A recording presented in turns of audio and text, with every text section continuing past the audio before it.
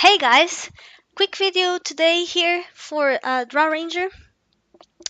She's one of the best heroes for new players because she doesn't have that much actives, and most players actually really like to play her. I also did when I started playing Dota, so I want to show you some things about the hero in this a short version of what you can do with her. So let's start a lobby here.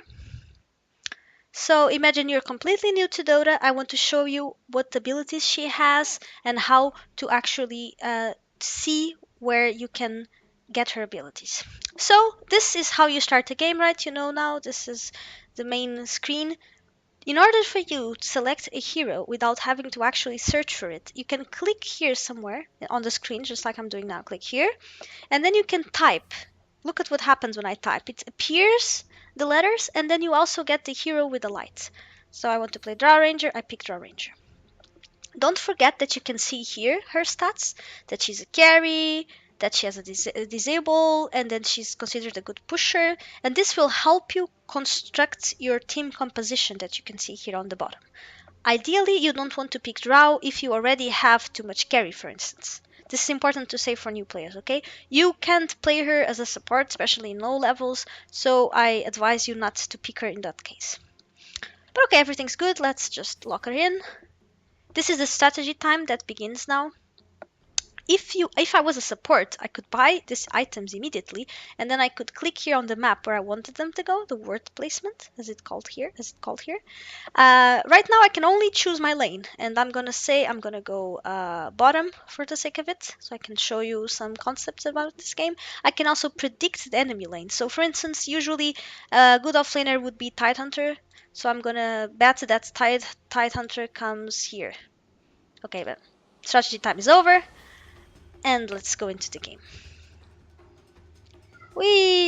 Web presentation, I like it.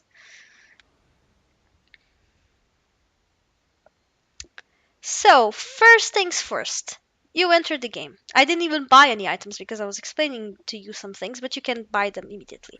Or better, you're in bots. You know what you should do? You should actually just pause the game. Game is paused. No need to worry about the clock. Now, first things first, the shop. Shop doesn't work if you're paused, sorry. Unpause, get the shop open, close it again. Now, you can choose here the items you want to buy. You can understand cat, please. Right? Not now. Now I'm explaining Drow Ranger. Not now. Um, you can read here the description for every item, and you can also edit this. Do you see this really little wheel here? Customize. Click here, you get the list of all the items, you can drag them. So, for instance, imagine that in the early game I don't want a magic stick, I don't think it's needed. I'm gonna drag him out. It disappears, see? However, for some reason, I really like to be speedy with Draw Ranger, and I want a Windlace for whatever reason. So I drag it here to the early game, you see? So here you can get this, basically your build. You can edit it completely and adapt to your needs. But what I really wanted to show you is you have this little book here, which is called Browse Guides. If you do this, you will get all the guides that already exist in the game, you see. And these guides are really good because most of the times they will help you with what items players are buying now and what is the best skill build. This is something you don't have here automatically, the skill build. Usually you have to decide on your own. And if you choose one of these guides, it will give you. Now, of course, 7.0, the new patch for Dota just came out, so you don't have any guides that are up to date. Probably, I only see 6.88, but that's okay. That's normal. Let's adapt this one. I don't know if I can do this pause though. Let me select it, not paused. Okay, so I've selected it. Now let's take a look at it. This guide, as most guides for Drow Ranger that we will find, is adapted for a Drow Ranger that goes on the safe lane. Basically, you're a core, you need to be getting gold, so you need to be right-clicking the creeps and last hitting them. Your purpose in the early game is to stay alive and farm. In order to do that, you get your sustain items, which are Tango and a healing salve that will help you sustain in the lane, and usually you want to get your Ring of Aquila ASAP. In order to do that, you start getting your Wraith Band. Now, first tip for you. Don't forget that there's side shops besides your normal shop here, and they also have some items, but not all. So for instance, a very good initial build that I like for Drow Ranger includes, and let me take this off so I can show you, includes getting those 2 sustain items and then starting working on my rate band. I'm gonna put it on the quick buy. So you see here decomposed. Well, this item you can't buy on the side shop, so I'll buy it now, the circlet. And this item, the sleepers, you can actually buy it on the side shop. So I will immediately just get the recipe. And you will wonder, well, the recipe doesn't do anything. No, it doesn't. But the thing is, as soon as I get into lane and I get 1 or 2 last hits, I will be able to buy the sleepers on the side shop. And if I didn't have this initial build, I wouldn't be able to get my rate band immediately without having to use the courier. And not using the courier is really good at this point in the game because you just started, you don't know if your mid will need it, and I'm not the mid in this case. So better just try to do it like this. Well, notice that you still have 55 gold. If you want, you can buy an iron branch, for instance. As you can see, you have enough money, 50. So you just buy one of these and you complement your build. Just an example of an initial build. This doesn't mean it's the best, but it's an example. Now, for most items that you can get on this hero, and let's profit from this to actually drag this around. Well, early game, very common indeed. Best boots, power treads, because you like everything that they give you. Very common also to get an Aculet as soon as possible.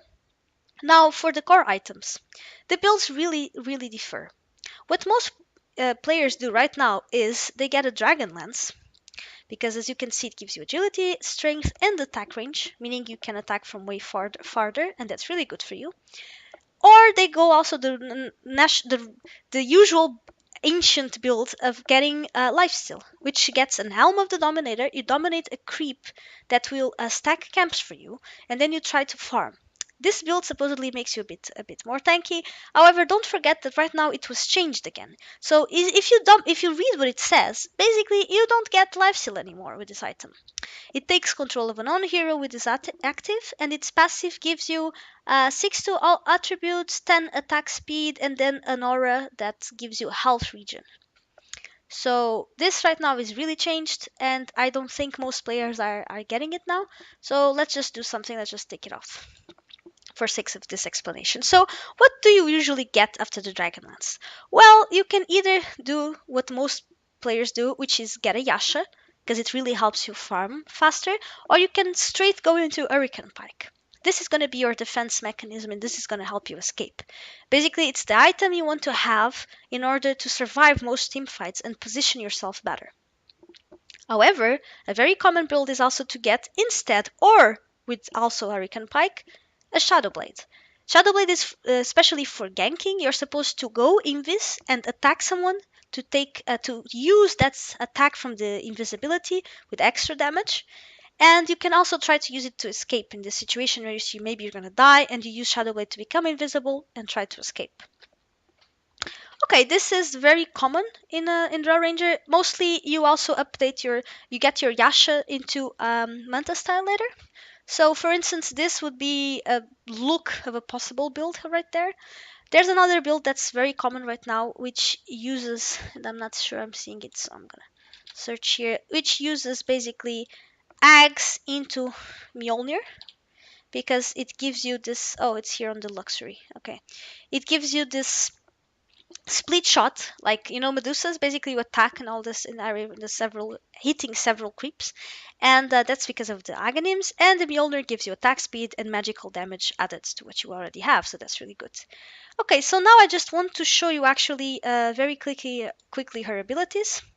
I'm gonna try to do the shit thing here in order to do that. Level up 25, no, level up 25 like this. Oh wait. Okay, now gold gonna give us a lot of gold. Maybe, maybe not. Yes, no, yes. Okay, and I'm gonna also activate this. So I'm gonna get points in everything. I want to show you the talents a bit later, and now I'm gonna get this to allow me to go faster there, and that's it for now. And I can get refresh later. But now let's go here. Okay, so first things first, I want to show you how Frost Arrows work. Frost Arrows is a unique attack modifier, which means it gives a special effect to my attack. Please don't go away, bots, though. Oh god. Okay, so if I attack this creep normally, you see, my attack just goes normally, gives it damage. But if I activate this, my attack becomes a Frost Arrow, which gives this slow to the target. You can't really see it, but if you wanted to move, you would have been affected by my slow. Now, what I want to show you about this is really good, is if you want, you can activate this by double clicking. I don't know how to activate this anymore in the new mode, but well, you can keep this always toggled out like this with the right mouse of the button. You keep this always toggled on, so every attack that I give with this, you see, always gives the frost effects. However, this costs mana because this is an ability that has a 12 mana cost. So you don't want to have this on. So basically, I would say don't have this on, and then if you want, attack only the creep that you want to attack with this. What this is really good to do is in lane, if the spots were behaving normally, which they aren't, but if they were, they would try to approach, and what I will do is I'm going to use my Q on them, and that is not going to bring the aggro from the creeps. Normally the creeps would come to attack me, you see, but now they just come because they see me. There's nothing else here, but if there was other creeps, let me kill him anyway.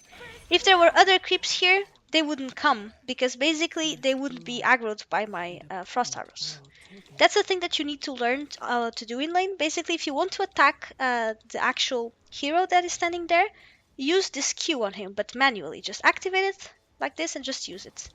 Because this is not going to get the aggro from the creeps, and it's going to allow you to harass him without getting as much damage as usually.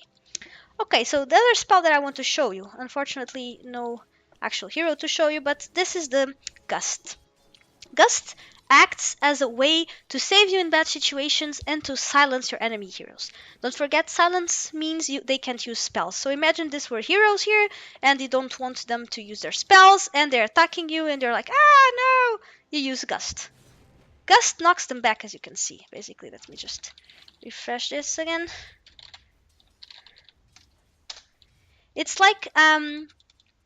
like basically having this wind that blows and makes them be stopped for a minute, and then they also are knocked back. Okay. Finally, you have Precision Aura. This is, although it's a passive from Drow, it's actually her most important skill. Usually, if you get a Drow draft, if you play a team that has a Drow, what you want to do is you want to get as many ranged heroes as possible, like Sniper in our team, because that hero is gonna profit from this. Adds bonus damage to the physical attacks of allied ranged hero units based on a percentage of Drow's agility. Basically, just because of the fact that I'm alive right now, I'm giving extra damage to every single team player. Like this guy here, you see here this precision aura thingy. Base range damage increased by 58. So he has plus 58 damage just because of me. This stops working, however, if you're dead. So try to stay alive. Uh, if you actually also activate this, you give extra damage to your creeps. So imagine we are really close to a tower and we want to push. We activate this. Yes? No? It doesn't activate anymore. Affects range creeps on cast. Well, I don't know why it's not working, but yeah, it's supposed to work. Okay, so let's see again what I told you about aggro. I'm gonna attack these guys. See how the creeps didn't come for me?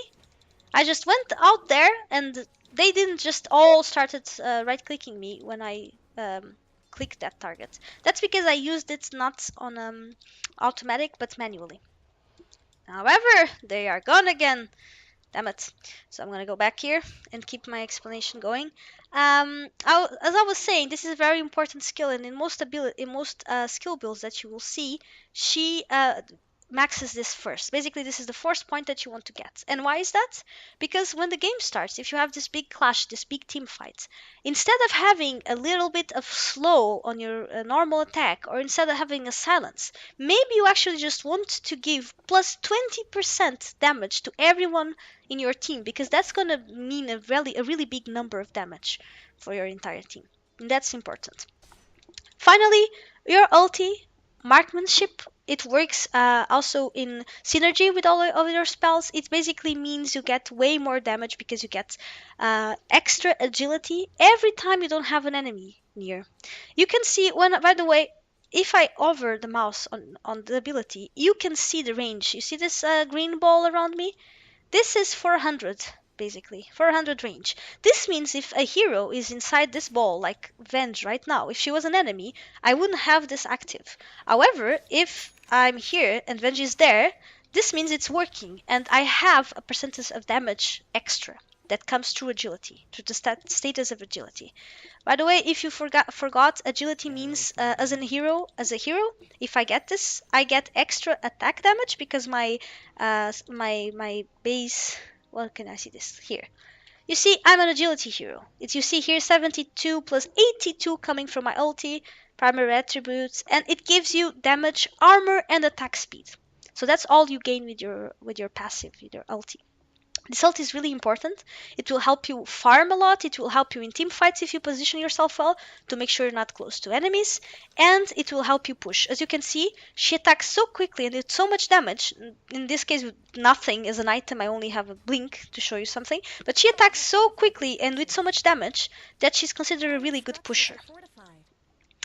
Okay, finally, her talents. Her talents are here. This is also an addition from the new Dota patch, as you probably know. You can choose when you get this level, either 10, 15, 20, or 25, you can choose either of this. You can't have both, you need to choose one. Now, what happens with talents, as with most things in Dota, is there's no build that's set in stone and that's better. You need to choose according to the game whatever you think it's going to be better for you. So imagine the situation where you're ahead, you're farming really well, and the only thing you want to do is to keep farming and as quickly as possible and to get to team fights in the opportune moment when you think you're needed fastest as possible, and you don't really need anything else because you're farming your items fast. I would say get the movement speed. It will help you farm quicker, and it's going to be good for you in team fights to position yourself. You don't need anything else. You get stats from your items. However, if you're having a bad game, imagine you're almost dying several times, or you actually already were already dead, and you think, okay, I could use some life, for instance. You get the 5 all stats. Basically, gives you a bit of intelligence, a bit of strength, and a bit of agility, and that can help you survive in clutch situations. Well, for the rest, the same thing. If you're later on in the game and you think you're ahead, and what you really would like to have is attack speed, because you are killing your enemies, and if you had that just extra bit of attack speed, you would kill them even faster, then get the attack speed. If, however, you're dying, you don't have enough items that help you with getting tanky, you get the health. And that goes on either strength or precision or damage. The last one, I actually think it's a no-brainer most of the times. As I told you, Drow is supposed to be played as a core mostly. So what you want come the late game is to have more damage. You want to kill your enemies as quickly as possible. So I would say 25 marksmanship agility plus instead of gust distance is almost always the safe thing to do, because the gust distance means only that your gust that I used, and I'm going to show you again this, is going to knock them even farther. Well, the thing is, that seems really good, but it's not going to save you in most situations. You know why? Because this spell, as most spells in the game, gets blocked by spell immunity. And spell immunity is given, among other things, by a Black King Bar, this item. Basically, this item is an item that most cores get, including yourself. Most of the times you need to get one of these. I like to think of it as the thing that you click on and makes you not be able to be stopped while you're right clicking. You're a right clicker, you want to just right click. And this is the thing that guarantees that you're not stopped. You're not stunned, you're not silenced. There's a few things that go through it, but I'm not going to go over that now. It's a good choice in most games, and the way it's constructed, by the way, one of the items that goes in is a Roger Club, which gives you strength, so it makes you a little bit more tanky, which is also good, and a Mithril Armor that gives you damage. So as you have BKB, also most enemies come the late game have a BKB, and Gust doesn't go through BKB, which means if you get this talent on level 25 of the Gust distance knockback, you're possibly getting something that you're not going to use almost ever because, or the effect of it's not going to be that good because the heroes that want to attack you, they are already under the effect of a BKB most of the times. So I would say get the plus 24, 25 marksmanship agility. That will be a huge boost to your agility, and that's really good. One of the late items that is more common on Drow Rangers is actually a butterfly. And the butterfly, as you can see, gives you plus 35 agility. And when you get this, you immediately feel your power just spiking up. So imagine getting plus 25 marksmanship agility, which means you get from your passive just agility immediately. So yeah, it's really good for you. Now this is basically mostly what I wanted to show you in this time. You don't forget here that you can edit this and get more late items that you might consider important for Drow. You can also play a bit around on the lobby as I'm doing right now. If you want to try something, don't forget you can write the cheats down. If you enter, for instance, like I did, level up, and then you put the level that you want to level up, like 5 or whatever, you will get your levels. And the same for gold. If now, right now, I have all the gold because I didn't spend anything. But if I typed this gold and then whatever gold I wanted, I would get all the money automatically, and so forth. I also had the what the fuck effect added, which means that I don't have a cooldown. For instance, look, I can blink non-stop because I've put that on. This guarantees that you can try whatever you want and see how the hero actually works with most items, how their spells go. And I would suggest don't forget also to visit this page with the browse guides and browse the guides a bit. See what goes better with you. See here what the player rating is for it. It means people are using it or not and having success with it or not. Check what they are doing. For instance, most guides that you'll see here get a first point on the precision aura, then they get a point on the frost arrows, and then some get a point on gust eventually before level 6. Some don't even get it at all. Your ulti should get you should get it at every time possible, so 6, 11, 16, and basically mostly you want to have the precision aura maxed as soon as possible. A good way to think of it, if you think, well, but the thing is, the precision art doesn't really help me, does it? Well, it helps the entire team. So instead of thinking, oh, it gives this amount of damage to one person, you need to multiply it. Basically, you're getting all these people with disability, and also you, by the way. So this means you're getting this extra damage multiplied by 5. And in a team fight, that can really make a difference. So don't forget to get this ability. Don't forget also to pick Drow in a appropriate drafts, as in if you have a lot of ranged heroes. If you don't, Drow is probably not going to be a good idea because you have an entire spell dedicated to give damage to ranged heroes, and if you don't have them on your team, this means the spell is wasted. So try to do that. If you have any doubts, don't hesitate to ask me. This was just a very short initial version for someone that wants to play the hero. So feel free to contact me, and good luck and good games, and bye.